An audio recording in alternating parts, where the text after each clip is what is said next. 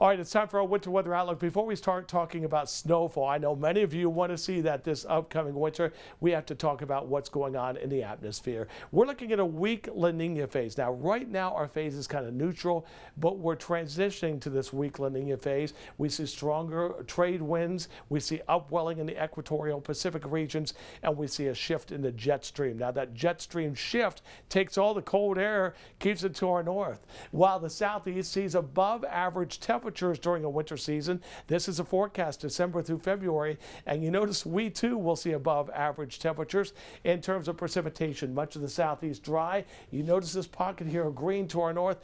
Oftentimes we watch that because we can see some lake effect snows coming down at times during a weak La Nina year as well. Now, average snowfall Tri-Cities 9.2 inches, and being the fact that we're going into a weak La Nina year, I just want to highlight some of the snowfall totals we've seen out of the 12 weak La Nina events. Here are about 6 of them. And notice here, back in the 50s and 60s, over 20 inches of snow. 70s, we had over a foot of snow for the whole winter season.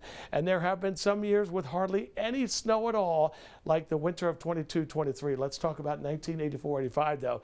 During that period, it was a weak La Nina, 16 inches for the entire winter season.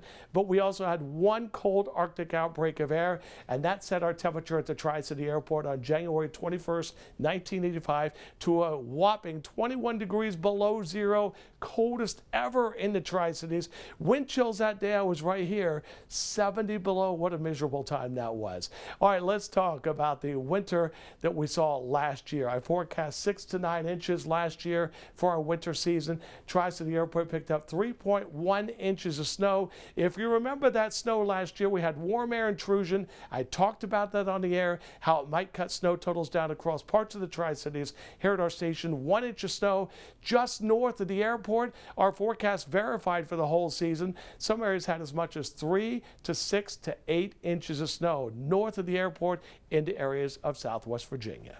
And now it's time for my winter weather outlook for 24-25. Get ready.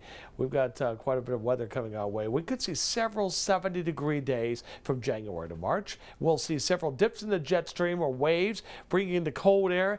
And also, don't rule out the possibility of several single-digit low temperatures as we go through January into February as well. Let's talk about my winter weather outlook, because here I'm forecasting 5 to 9 inches of snow. That's for the Tri-City area. And our average snowfall, 9.2 inches for an entire season.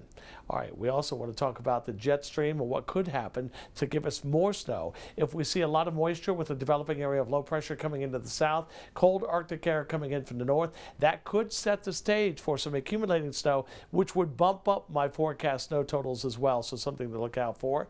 And across Southwest Virginia, eastern Kentucky, I think we'll see a slightly above average snowfall. Southwest Virginia, the mountains of Tennessee, including the Smokies, and also the mountains of North Carolina. And I do want to end our winter weather outlook with the possibility this winter of severe thunderstorms across the Tennessee Valley and down to our southeast. That would also include damaging winds and tornadoes, some of which could be damaging across the southeast.